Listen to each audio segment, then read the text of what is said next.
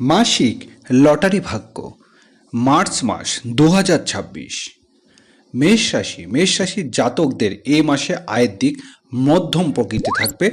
লটারির দিকে হলেও হতে পারে, আবার নাও হতে পারে, তাই ভেবে চিন্তে সেই দিকে এগোন।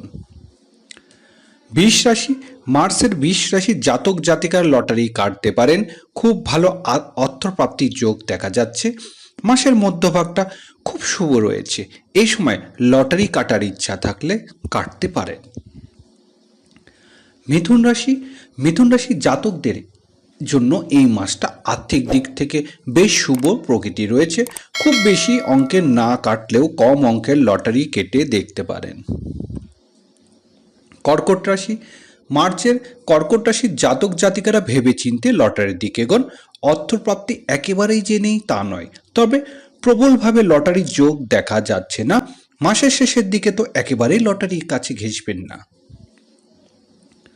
সিংহ রাশির জাতক জাতিকারা এই মাসে প্রথম দিকে লটারির টিকিট কেটে দেখতে পারেন। একটা সুযোগ হাতে এলেও আসতে পারে, কিন্তু মাসের মধ্যভাগ বা শেষ ভাগে একেবারে লটারি কাটতে যাবেন না। কন্যা রাশি মার্চ মাসে কন্যা রাশির জাতক জাতিকাদের জন্য খুব একটা খারাপ দেখা যাচ্ছে না, তবে খুব বেশি অঙ্কের লটারির টিকিট কাটতে যাবেন না। এই মাসে প্রথম দিকে অর্থপ্রাপ্তির দিকটা খুব শুভ থাকবে।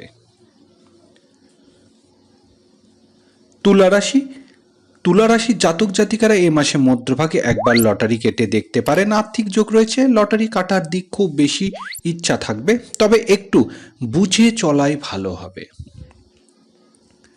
বৃশ্চিক রাশি মার্চে বৃশ্চিক রাশির জাতক জাতিকারা লটারি কাটার জন্য উৎসুক না হওয়াই ভালো হবে।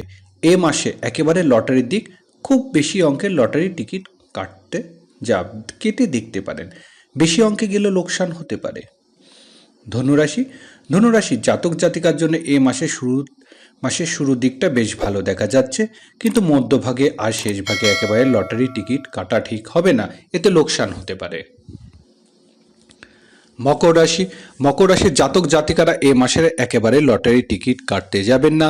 আর্থিক দিকটা খুব একটা ভালো নয়। হঠাৎ অর্থপ্রাপ্তি খুব একটা দেখা যাচ্ছে না। কুম্ভ রাশি মার্চের কোনো সময় কুম্ভ রাশির জাতক জাতিকারা লটারির টিকিট কাটা ঠিক হবে না। আয়ের থেকে ব্যয় বেশি দেখা যাচ্ছে, তাই লটারি থেকে দূরে থাকাই ভালো হবে। মীন রাশির জাতক জাতিকারা এই মাসে আর্থিক দিক বেশ লাভবান হবে বলে মনে করা হচ্ছে। লটারির টিকিট কাটার ইচ্ছা থাকলে এই মাসে যে কোনো সময় কাটতে পারেন।